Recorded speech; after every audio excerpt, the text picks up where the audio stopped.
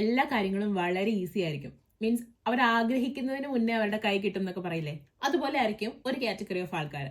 പക്ഷെ ചില ആൾക്കാർക്ക് തന്റെ തൊട്ട് മുന്നിലിരിക്കുന്ന സാധനം എടുക്കണമെങ്കിൽ പോലും ഒരു കിലോമീറ്റർ എങ്കിലും ചുറ്റി വളഞ്ഞ് വന്ന് കരഞ്ഞ് വിഷമിച്ച് എല്ലാം കഴിഞ്ഞാലാണ് അത് കൈ കിട്ടുള്ളൂ. ഒന്നും ഇംഗ്ലീഷ് അല്ലേ, അങ്ങനെയൊക്കെ തോന്നിയിട്ടുണ്ട്. ആദ്യമൊക്കെ ഇവർ പറയുന്നത് എനിക്ക് ഒന്നും മനസ്സിലാവണ്ടായിരുന്നില്ല. ഫീസ് അടച്ചും പോയി, ക്യാഷ് ലെറ്റർ കിട്ടുകയും ചെയ്തു, ഇനിയിപ്പോൾ അതിൽ നിന്നൊരു പുറകോട്ട് പോക്കും ഇല്ല, ഇനി എന്ത് ചെയ്യും എന്നൊക്കെ ആലോചിച്ച് രക്ഷപ്പെടും. എന്തെങ്കിലും ഒരിക്കലും നമ്മൾ രക്ഷപ്പെടും. അതുകൊണ്ട് സമാധാനമായിട്ടിരിക്കുക. Hello, welcome back to our channel. എന്തൊക്കെയുണ്ട് എല്ലാവർക്കും വിശേഷം? ഇന്ന് നമ്മൾ ഡിസ്കസ് ചെയ്യാൻ പോകുന്നത് എൻ്റെ ഇവിടുത്തെ ഒരു ജേണിയാണ് കേട്ടോ. ഞാനൊരു ഇന്റർനാഷണൽ സ്റ്റുഡൻ്റ് ആയിട്ട് UK വന്നിട്ട് ഒരു ജേണി എന്നതിനേക്കാൾ ഉപരി ഞാൻ വരുത്തിയ കുറേ മണ്ടത്തരങ്ങളുണ്ട്, ഞാൻ കാണിച്ച കുറേ മിസ്റ്റേക്സ്, അല്ലെങ്കിൽ ഞാൻ കണ്ട കുറേ അബദ്ധങ്ങൾ, ഇതൊക്കെ നിങ്ങളുമായിട്ട് ഷെയർ ചെയ്യണമെന്ന് എനിക്ക് തോന്നി. അതിൻ്റെ കാരണം വേറൊന്നുമല്ല, ഇപ്പോൾ നമുക്കറിയാലോ, റീസെൻ്റ് ആയിട്ട് ഈ വൈറ്റ് പേപ്പർ പോളിസി റിലീസായതിനു ശേഷം എനിക്ക് കുറേ മെസ്സേജസ് വരാറുണ്ട്. എല്ലാവരും തന്നെ ഒന്നെങ്കിൽ മെയ് ഇൻടേക്ക് അല്ലെങ്കിൽ സെപ്റ്റംബർ ഇൻടേക്കിലൊക്കെ ഇങ്ങോട്ടേക്ക് വരാനിരിക്കുന്നവരാ. അപ്പം ഞാനൊരു 1 വീക്കായിട്ട് ഇങ്ങനെ കുറേ പേരുമായിട്ട് സംസാരിക്കുന്നുണ്ട്, അവരുടെ വിഷമങ്ങളും ടെൻഷനും ഒക്കെ കേൾക്കുന്നുണ്ട്. അപ്പം എനിക്ക് തോന്നി എൻ്റെ ഒരു ജേണി എങ്ങനെയായിരുന്നു, അല്ലെങ്കിൽ ഞാൻ എന്തൊക്കെ മണ്ടത്തരങ്ങളാണ് കാണിച്ചു. മീൻസ് നമ്മളിവിടെ പുറത്തുനിന്ന്, മീൻസ് നമ്മൾ നാട്ടിലായിരിക്കുമ്പോൾ ഇവിടേക്ക് ചിന്തിക്കുമ്പോഴും ഇവിടെ വന്ന് നമ്മളത് എക്സ്പീരിയൻസ് ചെയ്യുമ്പോഴും തമ്മിൽ ഒരുപാട് ഡിഫറൻസ് ഉണ്ട്. അപ്പം അങ്ങനെ എനിക്ക് തോന്നിയ കുറേ കാര്യങ്ങൾ നിങ്ങളോട് ഡിസ്കസ് ചെയ്യാമെന്ന് തോന്നി. അപ്പോൾ കുറച്ച് പേർക്കെങ്കിലും അത് യൂസ്ഫുൾ ആവുന്നെങ്കിൽ ആവട്ടെ. അപ്പം നമുക്ക് വീഡിയോയിലിട്ട് പോവാം. നമ്മുടെ ചുറ്റുമുള്ളവരെ നോക്കിക്കഴിഞ്ഞാൽ നമുക്കൊരു കാര്യം മനസ്സിലാവില്ലേ, ചിലർക്ക് എല്ലാ കാര്യങ്ങളും വളരെ ഈസി ആയിരിക്കും. മീൻസ് അവർ ആഗ്രഹിക്കുന്നതിന് മുന്നേ അവരുടെ കൈ കിട്ടും എന്നൊക്കെ പറയില്ലേ, അതുപോലെ ആയിരിക്കും ഒരു കാറ്റഗറി ഓഫ് ആൾക്കാർ. പക്ഷെ ചില ആൾക്കാർക്ക് തന്റെ തൊട്ട് മുന്നിലിരിക്കുന്ന സാധനം എടുക്കണമെങ്കിൽ പോലും ഒരു കിലോമീറ്റർ എങ്കിലും ചുറ്റി വളഞ്ഞ് വന്ന് കരഞ്ഞ് വിഷമിച്ച് എല്ലാം കഴിഞ്ഞാലാണ് അത് കൈ കിട്ടുള്ളൂ. ഞാൻ ആ ഒരു കാറ്റഗറി പെടുന്ന ആളാട്ടോ. സാധാരണ എല്ലാവരും ഈസി ആയിട്ട് കടന്നു പോകുന്ന സിറ്റുവേഷൻസിലായിരിക്കും ഞാൻ ഏറ്റവും കൂടുതൽ സ്ട്രഗിൾ ചെയ്യേണ്ടി വരിക. അല്ലെങ്കിൽ ഇതിലൊരു പ്രശ്നം ഉണ്ടാവില്ലെന്ന് ഉറപ്പുള്ള കാര്യങ്ങളിലായിരിക്കും ഞാൻ ഏറ്റവും കൂടുതൽ ടെൻഷൻ അടിക്കേണ്ടി വരുന്നതും ഏറ്റവും കൂടുതൽ സ്ട്രഗിൾ ചെയ്യേണ്ടി വരുന്നതും. ആ ഒരു കാറ്റഗറി ഓഫ് ആളാണ് ഞാൻ. അപ്പോൾ അതുപോലെയുള്ള കുറേ പ്രശ്നങ്ങൾ എനിക്കിവിടെ വന്നു കഴിഞ്ഞിട്ടും ഫേസ് ചെയ്യേണ്ടി വന്നിട്ടുണ്ട് കേട്ടോ. ഒരു ബിഗിനിങ് സ്റ്റേജ് തൊട്ട് പറയുവാണെങ്കിൽ ഞാൻ കാണിച്ച ഏറ്റവും വലിയ മണ്ടത്തരം ഞാൻ എടുത്തു വന്ന കോഴ്സ് തന്നെയായിരുന്നു. അപ്പോൾ ഞാൻ ഇങ്ങോട്ടേക്ക് എടുത്തു വന്ന കോഴ്സ് ഇന്റർനാഷണൽ ബിസിനസ് മാനേജ്മെന്റ് ആയിരുന്നു. ഞാൻ നാട്ടിൽ ചെയ്തത് MCOM ആയിരുന്നു. ആ ഒരു കോഴ്സ് കൊണ്ട് എൻ്റെ കരിയറിലേക്ക് എനിക്ക് പ്രത്യേകിച്ച് ഒരു ആഡ് ഓണും കിട്ടാനുണ്ടായിരുന്നില്ല സത്യത്തിൽ. മീൻസ് നാട്ടിൽ പഠിച്ച അതേ കാര്യങ്ങൾ പിന്നെ ഇവിടെ വന്ന് കുറച്ചധികം ക്യാഷ് മുടക്കി പഠിക്കുന്നു. ഇങ്ങോട്ടേക്ക് വരാൻ ഒരു മെത്തേഡ് മാത്രമായിരുന്നു അത്. പക്ഷെ ആ സ്ഥാനത്ത് പിന്നെ എനിക്ക് ഫീൽ ചെയ്തിട്ടുണ്ട്, ഓക്കെ, ഇന്റർനാഷണൽ ബിസിനസ് മാനേജ്മെന്റ് എടുത്തുകൊണ്ട് വന്ന സ്ഥാനത്ത് ചിലപ്പോൾ ഒരു അക്കൗണ്ടിങ് കോഴ്സോ അങ്ങനെ എന്തെങ്കിലും ആയിരുന്നു എടുത്തതെങ്കിൽ കുറച്ചും കൂടെ നന്നാവുമായിരുന്നല്ലോ എന്നെനിക്ക് പിന്നീട് ആലോചിച്ചപ്പോൾ തോന്നിയിട്ടുണ്ട്. അത് ഞാൻ കാണിച്ച ഏറ്റവും വലിയൊരു മണ്ടത്തരം. നമ്മൾ ജസ്റ്റ് അവിടെ ഇരുന്ന് ഇങ്ങനെ പലരോടും വിളിച്ചൊക്കെ ചോദിക്കുമ്പോൾ ഓക്കെ, ആ കോഴ്സിൽ ജോലി കിട്ടിയവരുണ്ട്, സ്പോൺസർഷിപ്പ് കിട്ടിയവരുണ്ട്, നല്ല കോഴ്സാണ്, അങ്ങനെയാണ് കേട്ടോണ്ടിരുന്നത്. പക്ഷെ സംഭവിച്ചത് എന്താണെന്ന് വെച്ചാൽ ഞാൻ ഇങ്ങോട്ടേക്ക് വരുന്നത് 2022 ആ ടൈമിൽ ഇവിടെ അത് പഠിച്ചിറങ്ങുന്നവർക്ക് സ്പോൺസർഷിപ്പ് കിട്ടുന്നുണ്ടായിരുന്നു. ഈവൻ NHS വരെ ബാൻ 3 സ്പോൺസർഷിപ്പ് കൊടുക്കുന്നുണ്ടായിരുന്നു. ആ ഷോർട്ടേജ് ഉള്ള ടൈമായിരുന്നു. പക്ഷേ ആ ഒരു ടൈമിൽ ഒരുപാട് പേര് ഈ കോഴ്സ് എടുത്ത് വരുന്നവരുണ്ടായിരുന്നു. ഓട്ടോമാറ്റിക്കലി മാർക്കറ്റിൽ ആൾക്കാർ ഫില്ലായി ഈ ഒരു കോഴ്സ് ഒരു ഷോർട്ടേജ് ഇല്ലാണ്ട് വന്നു. അങ്ങനെ ഇത് എന്താ പറയുക, വെറുതെ ഒരു കോഴ്സ് എന്നുള്ളൊരു പേരായി പോയി. അപ്പോൾ നമ്മൾ അത് ഒരു ജോബ് മാർക്കറ്റിനെ കുറിച്ചൊക്കെ സ്റ്റഡി ചെയ്യുമ്പോൾ, നമ്മളൊരു കോഴ്സൊക്കെ സെലക്ട് ചെയ്യുമ്പോൾ നമ്മൾ ആ ഒരു ഫാക്ടറും കൂടെ ഒന്ന് കൺസിഡർ ചെയ്യുവാണെങ്കിൽ നല്ലതായിരിക്കും. മീൻസ് ഇപ്പം നിലവിൽ എത്രത്തോളം ആളുകൾ അത് പഠിക്കുന്നുണ്ട്, അതിൻ്റെ ഒരു 2 വർഷം അല്ലെങ്കിൽ 3 വർഷം കഴിയുമ്പോൾ ഈ ജോബ് മാർക്കറ്റ് എങ്ങനെയായിരിക്കും, നമ്മൾ ആ പ്രസന്റ് സിറ്റുവേഷൻ മാത്രം അനലൈസ് ചെയ്യാണ്ട് അതിൻ്റെ ഒരു ഫ്യൂച്ചറും കൂടെ നമ്മളെപ്പോഴും അനലൈസ് ചെയ്യണം. ഞാൻ കാണിച്ച വലിയൊരു മണ്ടത്തരാണത്. അതുപോലെ തന്നെ ഞാൻ എടുത്തു വന്ന യൂണിവേഴ്സിറ്റി എന്ന് പറയുന്നത്, ആ സമയത്ത് നമ്മുടെ എല്ലാവരുടെയും ചിന്ത എന്താ, എങ്ങനെയും ഇങ്ങോട്ടേക്ക് കയറി വരണം, അത് മാത്രമാണല്ലോ നമ്മൾ ചിന്തിക്കുള്ളൂ. അപ്പോൾ എന്തായിരിക്കും നമ്മുടെ ഫസ്റ്റ് പ്രയോറിറ്റി, ഏറ്റവും ഫീസ് കുറവുള്ള യൂണിവേഴ്സിറ്റി ഏതാണ് എന്നുള്ളത് നോക്കും. പക്ഷേ ഞാൻ ആ യൂണിവേഴ്സിറ്റി, ഞാൻ പഠിച്ച ഷെഫീൽഡ് ഹലാം യൂണിവേഴ്സിറ്റിയാണ്. പക്ഷെ ആ യൂണിവേഴ്സിറ്റി നമുക്ക് ടോട്ടലായിട്ട് അങ്ങനെ കുറ്റം പറയാൻ പറ്റത്തില്ല, കാരണം അവിടെ പല കോഴ്സുകൾക്കും അതൊരു നല്ല യൂണിവേഴ്സിറ്റി ആണ്. പക്ഷെ ഞാൻ എടുത്തു വന്ന കോഴ്സിന് അതൊരു നല്ല യൂണിവേഴ്സിറ്റി ആണെന്നുള്ള അഭിപ്രായം എനിക്കില്ല. കാരണം നമുക്കൊരു അറ്റ്ലീസ്റ്റ് നമുക്ക് എന്ത് വേണം, ഒരു ഇന്റർനാഷണൽ എക്സ്പീരിയൻസ് എങ്കിലും വേണം. പക്ഷെ നമ്മുടെ കൂടെ ഉള്ളവർ മിക്കവരും തന്നെ ഒന്നെങ്കിൽ ഇന്ത്യൻസ് ആയിരിക്കും, അല്ലെങ്കിൽ കേരളത്തിൽ നിന്നുള്ളവർ തന്നെ ആയിരിക്കും. ഇപ്പോൾ ഇന്ത്യയിൽ പോയിട്ട് ഇപ്പോൾ പഞ്ചാബിലോ അല്ലെങ്കിൽ ഡൽഹിയിലോ അവിടെയൊക്കെ പോയിട്ട് നമ്മളൊരു കോളേജിൽ പഠിക്കുമ്പോൾ എന്ത് എക്സ്പീരിയൻസാണ് നമുക്ക് കിട്ടുക? കുറച്ചും കൂടെ നമ്മുടെ ലാംഗ്വേജിൽ നിന്ന് മാറി, എന്നാൽ നമ്മൾ ഇന്ത്യയിൽ തന്നെയാണ്, ആ ഒരു ഫീൽ അല്ലേ? അതേ ഫീൽ തന്നെയാണ് എനിക്ക് അവിടെ നിന്നും കിട്ടിയത്. ഇന്റർനാഷണൽ സ്റ്റുഡൻസ് എന്ന് പറയാൻ ആകെ ഉണ്ടായിരുന്നത് നൈജീരിയൻസ് മാത്രമായിരുന്നു. അല്ലാതെ അവിടെ നിന്നൊരു എക്സ്പ്ലോഷർ കിട്ടിയോ എന്ന് ചോദിച്ചാൽ കിട്ടിയിട്ടില്ല. പക്ഷേ ആ സമയത്ത് ചിലപ്പോൾ ഞാൻ ഫീസ് നോക്കാതെ കുറച്ചും കൂടെ നല്ലൊരു ടോപ്പ് യൂണിവേഴ്സിറ്റി സെലക്ട് ചെയ്തിരുന്നെങ്കിൽ എനിക്ക് കുറച്ചും കൂടെ കരിയറിലൊരു അഡ്വാൻറ്റേജ് കിട്ടുമായിരുന്നിരിക്കാം. അങ്ങനെ എനിക്ക് തോന്നിയിട്ടുണ്ട്. ഞാൻ ഫസ്റ്റ് കാണിച്ച മണ്ടത്തരം അതാണ്. ജസ്റ്റ് നമ്മളോട് ഏജൻസികൾ പറയുന്നത് വെച്ചിട്ട് എനിക്ക് അതൊക്കെ പിന്നെയാണ് കേട്ടോ ബോധം വന്നത്.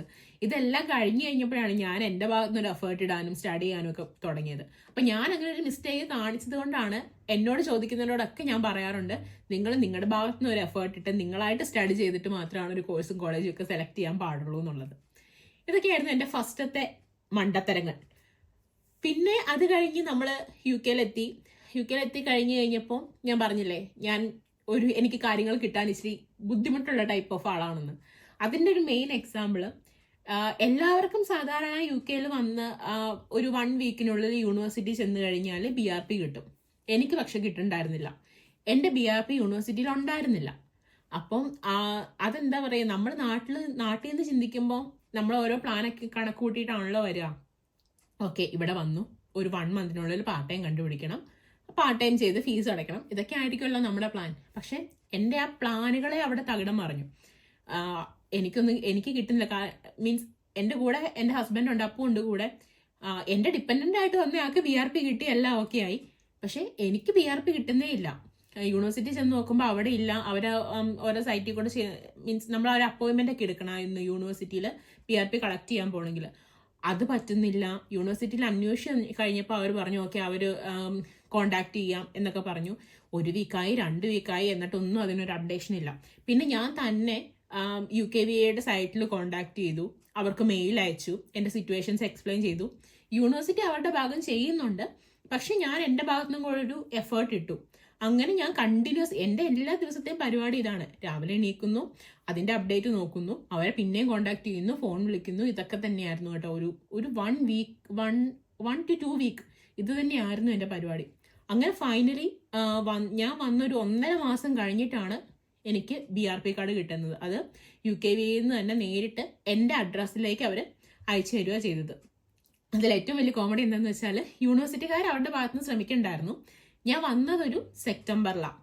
യൂണിവേഴ്സിറ്റിയിൽ നിന്ന് അവർ മെയിൽ അയച്ച് കോണ്ടാക്ട് ചെയ്ത് എല്ലാം കഴിഞ്ഞ് അവിടെ BRP വന്നത് ഒരു ജനുവരി ഫെബ്രുവരി എങ്ങാണ്ട് ആയപ്പോഴാണ് യൂണിവേഴ്സിറ്റിയിൽ നിന്ന് എനിക്കൊരു മെയിൽ വരുന്നത്, നിങ്ങളുടെ BRP വന്നിട്ടുണ്ട്, ഓൾറെഡി നിങ്ങൾക്ക് വേറൊരു BRP ഉണ്ടെന്ന് അവർക്ക് അറിയാം. അപ്പോൾ ആ BRP കൊണ്ടുപോയി യൂണിവേഴ്സിറ്റിയിൽ സറണ്ടർ ചെയ്തിട്ട് ഈ BRP കളക്ട് ചെയ്യാൻ പറഞ്ഞിട്ടുണ്ട്. അപ്പം ഞാൻ എൻ്റെ ഭാഗത്തൊരു എഫേർട്ട് ഇടാണ്ട് യൂണിവേഴ്സിറ്റിയിൽ നിന്ന് ചെയ്യുന്നത് മാത്രം നോക്കിക്കൊണ്ടിരുന്നിരുന്നെങ്കിൽ എൻ്റെ ഒരു 6 മാസം അവിടെ തീർന്നുകൊണ്ടേനെ. അങ്ങനെ ഒരു എക്സ്പീരിയൻസ്, അത് എന്താ പറയുക, നമ്മൾ ആ ഒരു ടൈമിലൊക്കെ ശരിക്കും അങ്ങ് ഡിപ്രസ്ഡ് ആയിപ്പോകും. കാരണം ഒന്നാമത് തന്നെ നമ്മൾ ഫണ്ടിന് നമുക്ക് പ്രശ്നമുണ്ട്. നമ്മളിവിടെ വന്ന് പാർട്ട് ടൈം ചെയ്താലാണ് നമ്മുടെ കാര്യങ്ങൾ മുന്നോട്ട് പോവുള്ളൂ, ഫീസ് അടയ്ക്കണം. അപ്പം നമ്മളൊരു കാൽക്കുലേഷൻ കൊണ്ട് വരുമ്പോൾ ആ കാൽക്കുലേഷൻസ് ഒക്കെ പെട്ടെന്ന് തകിടം മറിഞ്ഞു പോയി കഴിയുമ്പോൾ നമുക്ക് എന്ത് ചെയ്യണം, ആരെ സഹായത്തിന് വിളിക്കണം, ഇവിടെ എല്ലാത്തിനും ഈ ഒരു ഡിലേയും കൂടെ വന്നു കഴിയുമ്പോൾ ഏത് വഴി കൂടെ പോകണം എന്നൊക്കെയുള്ള കൺഫ്യൂഷൻസും പ്രശ്നങ്ങളും ഒക്കെ വരും. അതൊക്കെ ഒരു ഫസ്റ്റ് ടൈമിൽ ഒരു വലിയ സ്ട്രെസ്സായിരുന്നു എനിക്ക്. അത് പിന്നെ നമ്മുടെ ഭാഗത്തുനിന്ന് ഒരു എഫേർട്ട് ഇട്ടത് കൊണ്ട്, അങ്ങനെയൊക്കെ ചെയ്യാൻ തോന്നിയത് കൊണ്ട് അത് വലിയ കുഴപ്പമില്ലാണ്ട് മാറിക്കിട്ടി. പിന്നെ അതുപോലെ തോന്നിയിട്ടുള്ള ഒരു കാര്യം, എനിക്ക് വന്ന ടൈമിലൊക്കെ ലാംഗ്വേജ് ഭയങ്കര എനിക്ക് മീൻസ് നമ്മൾ ചിലരോട് സംസാരിക്കുമ്പോൾ ഓക്കെ അവർ പറയുന്ന എല്ലാം നമുക്ക് മനസ്സിലാവുന്നുണ്ട്. പക്ഷെ ചില ആൾക്കാരോട് സംസാരിക്കുമ്പോൾ നമുക്ക് അവർ പറയുന്നത് കിട്ടാണ്ട് വരും. പിന്നെ പതുക്കെയാണ് ഞാൻ റിയലൈസ് ചെയ്തത്. ഒന്ന്, നമ്മൾ ഇപ്പോൾ ഒരു എക്സാമ്പിൾ പറയുകയാണെങ്കിൽ നമ്മൾ കോട്ടയത്ത് സംസാരിക്കുന്ന പോലെയല്ല മലയാളം തൃശ്ശൂർ സംസാരിക്കുന്നത്. ആ ഒരു ഡിഫറൻസ് ഇംഗ്ലീഷ് ലാംഗ്വേജിനും ഉണ്ട്. പിന്നെ ചില കൺട്രീസിൽ നിന്നുള്ളത്, ഇപ്പം അതിനൊരു എക്സാമ്പിൾ പറയുകയാണെങ്കിൽ ഇപ്പം നൈജീരിയൻസ്, അവർക്ക് അവരുടേതായ മീൻസ് പ്രോപ്പർ ബ്രിട്ടീഷ് ഇംഗ്ലീഷും ഉണ്ട്, അതുപോലെ അവരുടെ ലാംഗ്വേജും കൂടെ മിക്സ് ചെയ്ത് അവർ ഇംഗ്ലീഷ് സംസാരിക്കും. ഇപ്പോൾ ഒരു എക്സാമ്പിൾ ആണെങ്കിൽ ഇപ്പം THEY ദേ എന്നുള്ളതിന് പകരം അവർ ഉപയോഗിക്കുന്നത് DEY ഡേ ആയിരിക്കും. അപ്പോൾ അത് കേട്ട് കഴിയുമ്പോൾ നമ്മൾ ഓക്കെ, നമ്മൾ പഠിച്ചതൊന്നും അല്ലല്ലോ, ഇതൊന്നും നമുക്കറിയാവുന്നൊന്നും ഇംഗ്ലീഷ് അല്ലേ, അങ്ങനെയൊക്കെ തോന്നിയിട്ടുണ്ട്. ആദ്യമൊക്കെ ഇവർ പറയുന്നത് എനിക്ക് ഒന്നും മനസ്സിലാവണ്ടായിരുന്നില്ല. പ്രത്യേകിച്ച് എനിക്ക് നൈജീരിയൻസിനെ ഫോളോ ചെയ്യാൻ ഭയങ്കര പാടായിരുന്നേ. പിന്നെ പതുക്കെ പതുക്കെ ഓക്കെ മനസ്സിലാക്കി തുടങ്ങി. ഇപ്പൊ എനിക്കത് വലിയ പ്രശ്നമൊന്നുമില്ല. അങ്ങനെ ലാംഗ്വേജിൻ്റെതായിട്ടുള്ള ഡിഫിക്കൽട്ടി ആ ഒരു ഫീൽഡിലാണ് വരും. ഇപ്പം നമ്മളിപ്പോൾ ക്ലാസ്സിലൊന്നും എനിക്കത് അത്ര ബുദ്ധിമുട്ടായിട്ടൊന്നും തോന്നിയിട്ടില്ല. നമ്മുടെ ലെക്ചേഴ്സ് ഒക്കെ സംസാരിക്കുന്നതൊക്കെ നമുക്ക് ഈസി ആയിട്ട് ഫോളോ ചെയ്യാൻ പറ്റുമായിരുന്നു. പക്ഷെ ഇങ്ങനെ എന്താ പറയുന്നത്, ഈ റീജിയണൽ വൈസ് ഒക്കെ ഡിഫറൻസ് വന്നു കഴിയുമ്പോൾ അത് മാത്രമാണ് ലാംഗ്വേജ് വൈസ് ഒരു പ്രശ്നം വരുള്ളൂ. പിന്നെ പാർട്ട് ടൈം എന്താ പറയുക, നമ്മൾ ഇവിടെ വരുമ്പോൾ എങ്ങനെയും ഒരു ജോലി കയറണം എന്നാണല്ലോ നമ്മൾ ചിന്തിക്കുക. അപ്പോൾ ഇവിടെ വന്നു കഴിഞ്ഞ ഉടൻ തന്നെ ഒരു നെട്ടോട്ടമാണ്, എന്തെങ്കിലും ഒരു ജോലി പെട്ടെന്ന് കിട്ടണം അതിന് വേണ്ടിയിട്ട്. അപ്പം ഞാൻ ഫസ്റ്റ് ഞാൻ പറഞ്ഞില്ലേ, എൻ്റെ BRP കിട്ടാനായിട്ട് ഞാൻ ഒത്തിരി താമസിച്ചു. ഒരു മാസം 2 മാസത്തോളം ഞാൻ വീട്ടിൽ തന്നെ പോസ്റ്റ് ആയിരുന്നു. അതെല്ലാം കഴിഞ്ഞ് ജോബ് കിട്ടി കഴിഞ്ഞപ്പോൾ ആ സമയത്ത് വേക്കൻസി ഉണ്ടായിരുന്ന ഈ സാൻഡ്വിച്ച് ഒക്കെ ഉണ്ടാക്കുന്ന ഒരു കമ്പനിയായിരുന്നേ. അത് എനിക്ക് നല്ല പാടായിരുന്നു. കാരണം ഞാൻ അങ്ങനെ എന്താ പറയുക, നമ്മൾ ശരീരമാണെങ്കിൽ പണിയെടുത്ത് പഠിച്ചിട്ടുള്ളതെന്ന് അറിയില്ലേ, ആ ഒരു കൈൻഡ് ഓഫ് ആളായിരുന്നു ഞാൻ. ചെയ്ത് ശീലിച്ച വർക്കുകളെല്ലാം ഓഫീസ് വർക്ക് ആയിരുന്നതുകൊണ്ടും അങ്ങനെ വലിയ സ്ട്രഗിൾ എടുക്കേണ്ടി വന്നിട്ടില്ല. അവിടെ ചെന്ന് ഒരു 10 മണിക്കൂർ അതൊരു കൺവെയറിൽ കൂടെ ഫുഡ് ഐറ്റംസ് പോവും, നമ്മൾ അതിലുള്ള ഐറ്റംസ് ഫില്ല് ചെയ്ത് പോകണം. അതാണ് വർക്ക്. ഞാൻ ആകെ 2 ദിവസമേ പോയിട്ടുള്ളൂ. ആ 2 ദിവസം കൊണ്ട് എന്നെ കൊണ്ടത് പറ്റത്തില്ല എന്നുള്ള അവസ്ഥയായി. മീൻസ് അത് ആ ഒരു ഒറ്റ നിപ്പ് നമ്മളിങ്ങനെ നിന്ന് കഴിഞ്ഞിട്ട് ഒരു ബ്രേക്ക് 5 മണിക്കൂറൊക്കെ കഴിഞ്ഞ് ബ്രേക്ക് കിട്ടുമ്പോൾ നമുക്ക് നിവർന്ന് നിൽക്കാൻ പറ്റുന്നില്ല. അതുപോലെ എനിക്ക് ബുദ്ധിമുട്ടായിരുന്നു. അങ്ങനെ ഞാൻ 2 ദിവസം കൊണ്ട് അത് അവസാനിപ്പിച്ചു, മടുത്തു. പിന്നെ ഇവിടെ ഇപ്പൊ മെയ് ഇൻടേക്കിലും സെപ്റ്റംബർ ഇൻടേക്കിലും ഒക്കെ വരുന്നവർക്ക് ഈസി ആയിട്ട് എപ്പോഴും കിട്ടുന്ന ഒരു ജോബ് എന്ന് പറയുന്നത് ആമസോൺ വെയർഹൗസ് ആണ്. കാരണം ഡിസംബർ സീസൺ ആയതുകൊണ്ട് ആമസോണിൽ ഒരു ജൂൺ, ഓഗസ്റ്റ്, സെപ്റ്റംബർ ഈ ടൈമിലൊക്കെ നല്ലപോലെ റിക്രൂട്ട്മെന്റ് നടക്കും. അപ്പോൾ അവിടെ വലിയ ഇന്റർവ്യൂ അങ്ങനത്തെ വലിയ പ്രശ്നങ്ങളൊന്നുമില്ല, നമുക്ക് ഈസി ആയിട്ട് കയറാൻ പറ്റും. അങ്ങനെ കിട്ടുന്ന ഒരു ജോബാണ് ആമസോൺ. പിന്നെ ആമസോണിന്റെ പ്രത്യേകത എന്താണെന്ന് വെച്ച് കഴിഞ്ഞാൽ നമ്മൾ വേറെ എവിടെ പാർട്ട് ടൈം നോക്കിയാലും ഈ 20 അവർ എന്ന് പറയുന്നത് കറക്റ്റ് ആയിട്ട് കിട്ടണം എന്നില്ല. പക്ഷെ ആമസോണിൽ കറക്റ്റ് നമുക്ക് 10 അവർ വെച്ച് 2 ദിവസം 20 അവർ ആയിട്ട് കിട്ടും. അതും ഒരു വലിയ അഡ്വാൻറ്റേജ് ആയിരുന്നു. അപ്പം എല്ലാവരും തന്നെ എടുക്കുന്ന ഒരു പാർട്ട് ടൈം ജോബാണ് ആമസോണിലേത്. പക്ഷേ അവിടുത്തെ അതൊരു രീതിയിൽ ചിന്തിക്കുമ്പോൾ അതൊരു ട്രാപ്പാണ്. കാരണം ആമസോണിൽ കമ്പാരിറ്റീവ്ലി അത്യാവശ്യം നല്ല പേയ്മെന്റ് കിട്ടും നിങ്ങൾക്ക്. 20 അവർ കംപ്ലീറ്റ് ചെയ്യാനും പറ്റും. അപ്പോൾ നൈറ്റ് ഷിഫ്റ്റ് ഒക്കെ ചെയ്യുവാണെങ്കിൽ ഇവിടെ നിലവിൽ ഇപ്പോൾ UK അത്യാവശ്യം കൊള്ളാവുന്ന ഒരു സാലറി നിങ്ങൾക്ക് കിട്ടും, ഒരു ആവറേജ് സാലറി കിട്ടും. അങ്ങനെ നമുക്ക് അത്യാവശ്യം ക്യാഷ് കിട്ടും. വലിയ കുഴപ്പമില്ലാണ്ട് നമ്മൾ അങ്ങനെ നിന്ന് കഴിയുമ്പോൾ നമുക്കതൊരു സേഫ് സോൺ ആവും. പിന്നെ ആ സേഫ് സോൺ ബ്രേക്ക് ചെയ്ത് പുറത്തേക്ക് വരിക എന്ന് പറയുന്നത് അത്ര എളുപ്പമുള്ള പരിപാടി ആയിരിക്കില്ല. എന്താ പറയുക, ഇപ്പം ഞാൻ ഷെഫീൽഡിലായിരുന്ന സമയത്ത് വർക്ക് ചെയ്തുകൊണ്ടിരുന്ന ആമസോണിലായിരുന്നു. അത് കഴിഞ്ഞ് ഞങ്ങൾ ഡെർബിയിലേക്ക് മൂവ് ചെയ്ത് കഴിഞ്ഞിട്ടും ഞാനൊരു 3 മാസം പാർട്ട് ടൈം ജോബ് ഒന്നും ഇല്ലാണ്ട് ഇരുന്നിട്ടുണ്ട്. അപ്പോൾ ആ ടൈമിലും വേറെ കിട്ടാൻ നല്ല പാടാണ്. പിന്നെ ഞാൻ കറങ്ങി തിരിഞ്ഞു ചെന്നത് ആമസോണിൽ തന്നെയാണ്. അങ്ങനെ എന്താ പറയുന്നത്, ആ കംഫർട്ട് സോൺ ബ്രേക്ക് ചെയ്ത് പുറത്ത് കടക്കാൻ നല്ല പാടായിരിക്കും.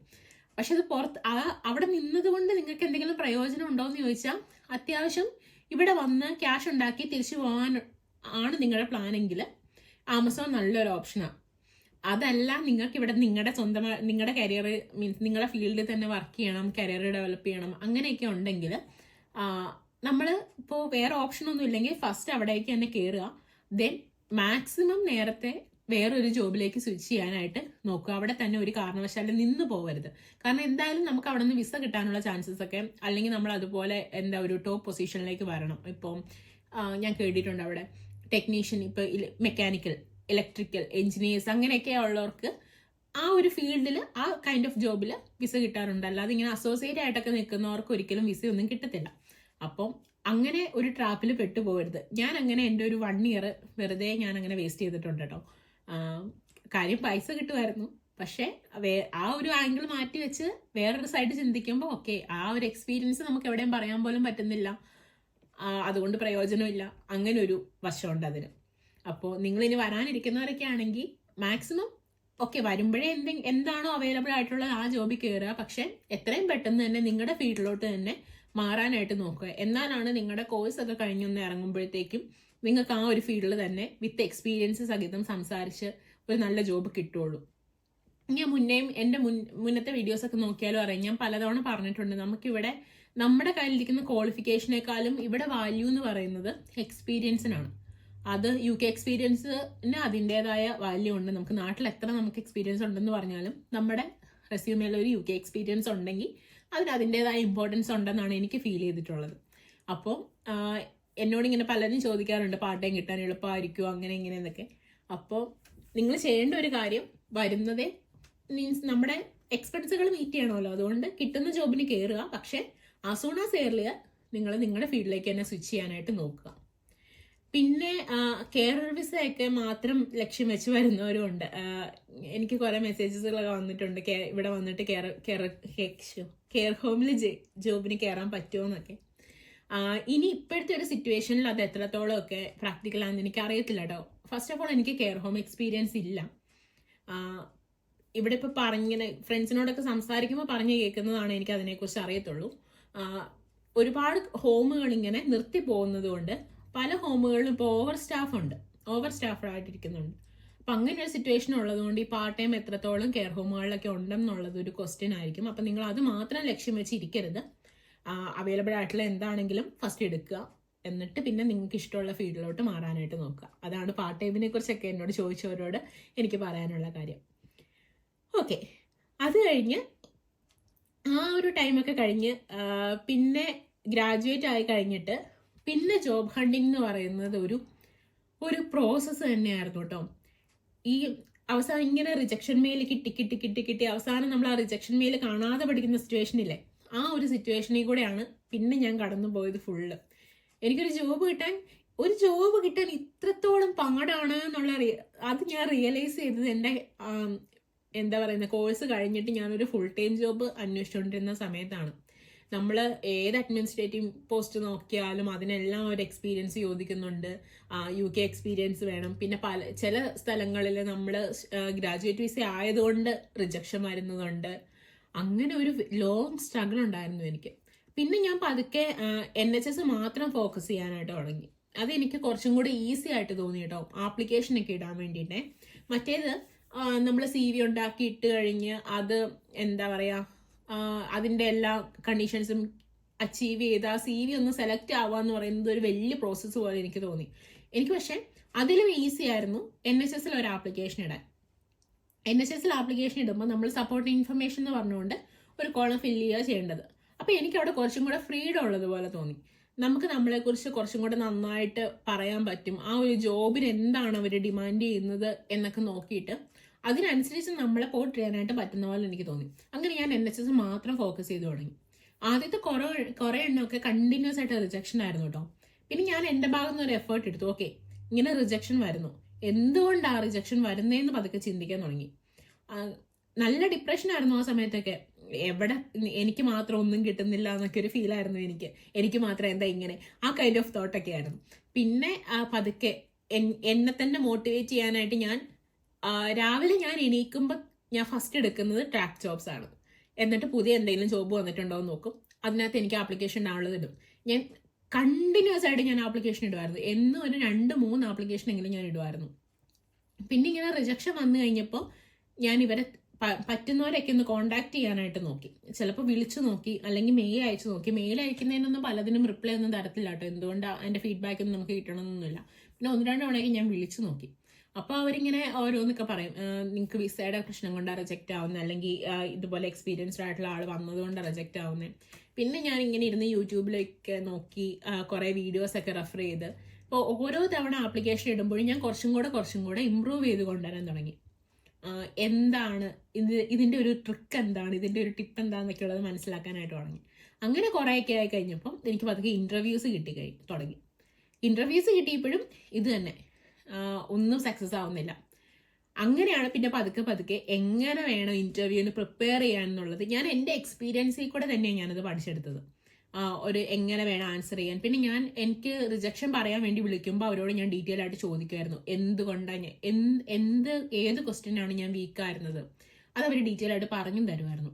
ഞാൻ ജസ്റ്റ് ഇങ്ങനെയൊക്കെ ചോദിക്കുമായിരുന്നു, മീൻസ് ഇത്ര പേരുണ്ടായിരുന്നതിൽ എൻ്റെ റാങ്ക്, നിങ്ങൾ എന്നെ ഏത് റാങ്കിലാണ് കാറ്റഗറൈസ് ചെയ്യുന്നത്, അങ്ങനെയൊക്കെ ചോദിക്കുമായിരുന്നു.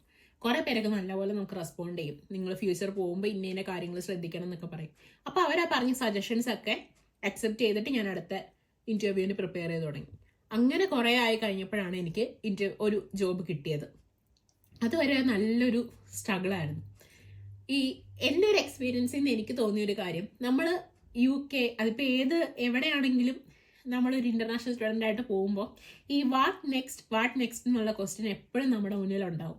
ഇപ്പോൾ ക്യാഷ് ലെറ്റർ കിട്ടിക്കഴിഞ്ഞാൽ വിസ കിട്ടുമോ, വിസ കിട്ടിക്കഴിഞ്ഞാൽ BRP കാർഡ്, BRP കഴിഞ്ഞാൽ പിന്നെ PSW, ഇനി എന്താ എന്നുള്ള ക്വസ്റ്റ്യൻ എപ്പോഴും നിങ്ങളുടെ മുന്നിലുണ്ടായിരിക്കും. അപ്പോൾ അത് നമുക്ക് തരുന്നൊരു മെൻ്റൽ സ്ട്രെസ്സും പ്രഷറും ഒക്കെ ഉണ്ട്. അത് മാനേജ് ചെയ്യാൻ നമ്മളെപ്പോഴും വില്ലിങ് ആയിരിക്കണം, നമ്മളത് പഠിച്ചിരിക്കണം. പിന്നെ അതുപോലെ നിങ്ങൾക്ക് വിളിച്ച് സംസാരിക്കാനൊക്കെ ഒരാളുണ്ടെങ്കിൽ അത് വലിയ കാര്യമാണ്. കാരണം ഒരു ടൈം കഴിയുമ്പോൾ നമ്മൾ പതുക്കെ ഒരു ഡിപ്രഷനിലോട്ട് പോകും. നമ്മൾ വരുന്ന ടൈമിലൊക്കെ നമ്മളെ വിളിക്കാനും അന്വേഷിക്കാനും ഒക്കെ ഒരുപാട് ആൾക്കാരുണ്ടാവും. പിന്നെ ഗ്രാജുവലി നമ്മൾ ഒറ്റയ്ക്കായി പോകും.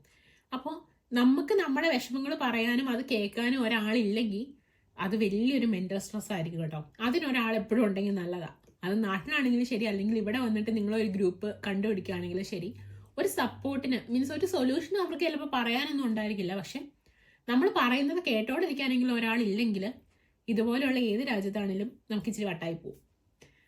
അതൊക്കെയാണ് എൻ്റെ ഒരു എക്സ്പീരിയൻസിൽ നിന്ന് എനിക്ക് തോന്നിയിട്ടുള്ള കാര്യങ്ങൾ. പിന്നെ എനിക്കിവിടെ വന്നിട്ട് ഫേസ് ചെയ്യേണ്ട വേറൊരു പ്രശ്നം ഈ ഹെൽത്ത് വൈസ് ഉള്ള ഇഷ്യൂസ്. എനിക്ക് കുറച്ച് അലർജി പ്രോബ്ലങ്ങളും അതൊക്കെ ഉണ്ട്. അപ്പം അതൊക്കെ ആ ഫസ്റ്റ് ഒരു 1 ഇയർ എനിക്ക് പനി വിട്ടുമാറിയ ടൈമേ ഉണ്ടായിരുന്നില്ല. ഈ ക്ലൈമറ്റുമായിട്ട് അഡ്ജസ്റ്റ് ആവാൻ വേണ്ടിയിട്ട് ഞാൻ നല്ല ടൈം എടുത്തു. അപ്പം ഈ ഇമ്മ്യൂണിറ്റി പ്രോബ്ലംസ് ഒക്കെ ഉള്ളവർ അതിനുള്ളൊരു പ്രിക്കോഷനൊക്കെ എടുത്തിട്ട് വരുവാണെങ്കിൽ നല്ലതായിരിക്കും കേട്ടോ. നല്ല സ്ട്രഗിൾ ആയിരിക്കും. അല്ലെങ്കിൽ നമുക്ക് എന്നും ഈ വയ്യായിക വന്നു കഴിയുമ്പോൾ നല്ല പാടാത്.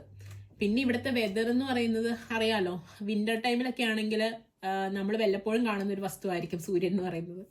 അപ്പം ആ ടൈമിലൊക്കെ നമ്മൾ ഈ ഇതുപോലെ ഓരോ പ്രശ്നങ്ങളിലും കൂടെ കടന്നു പോയിക്കൊണ്ടിരിക്കുക. പുറത്ത് ഈ ഒരുമാതിരി വൃത്തികെട്ട ക്ലൈമറ്റും കൂടെ കണ്ടു കഴിയുമ്പോൾ നമ്മൾ മാനസികമായിട്ട് അങ്ങ് ഇല്ലാണ്ടായി പോകും.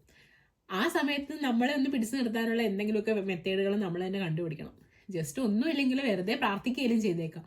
മീൻസ് അത് ഞാൻ അങ്ങനെ വലിയൊരു വിശ്വാസിയൊന്നുമല്ല, പക്ഷെ എനിക്കൊരു മെഡിറ്റേഷൻ എന്നുള്ള രീതിയിൽ അത് ഭയങ്കരമായിട്ട് ഹെൽപ്ഫുൾ ആവാറുണ്ട്. മീൻസ് എനിക്ക് ഫ്യൂച്ചറിലോട്ട് ഒരു ഹോപ്പ് തരാനായിട്ട് ഞാൻ എപ്പോഴും അത് യൂസ് ചെയ്യാറുണ്ട്.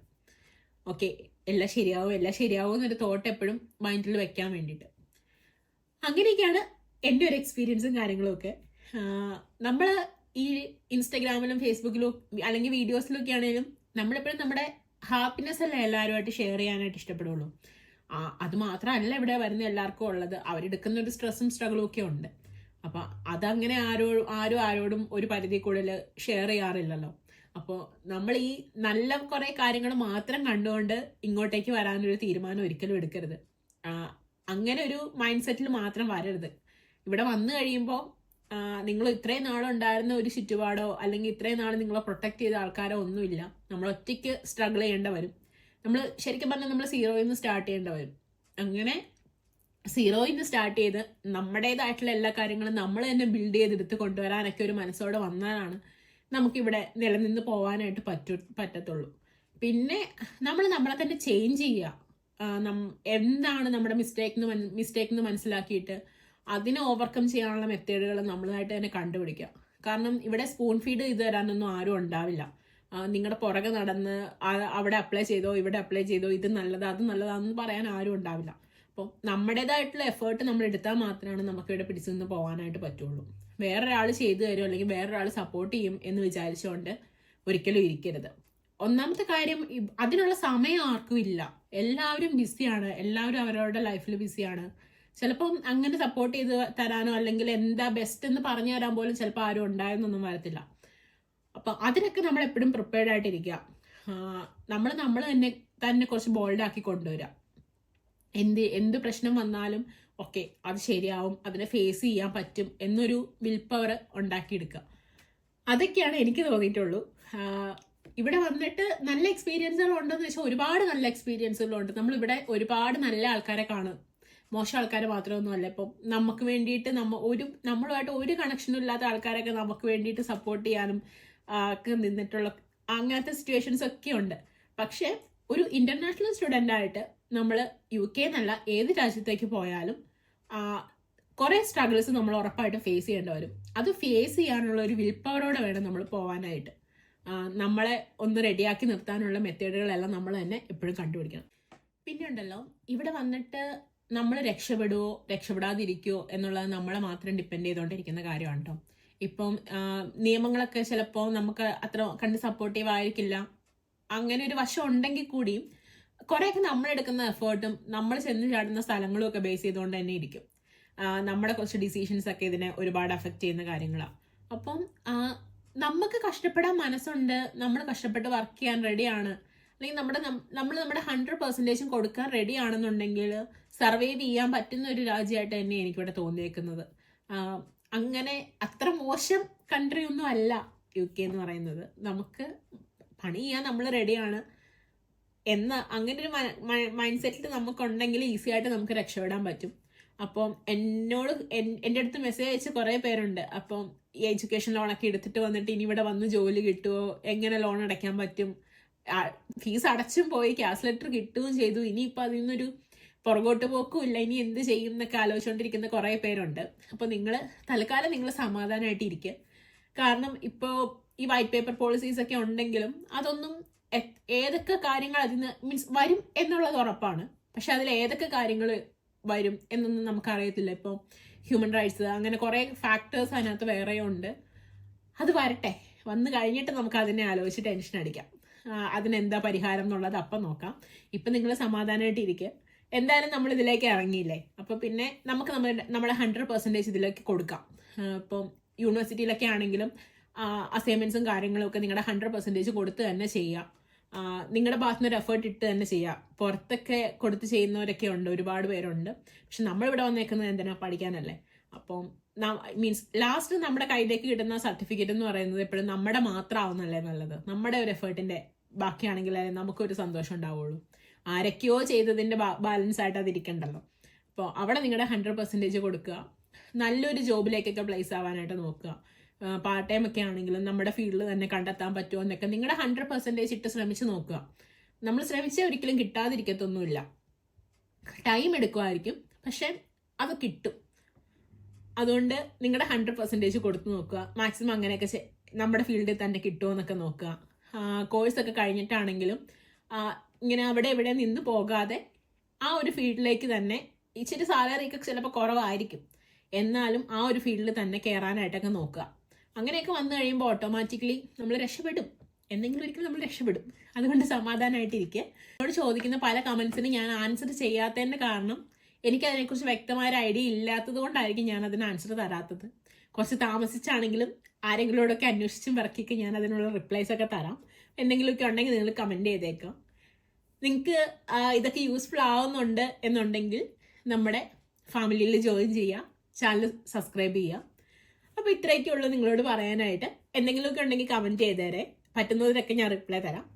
അടുത്തൊരു വീഡിയോ ആയിട്ട് കാണുന്നത് വരെ ബൈ ബൈ.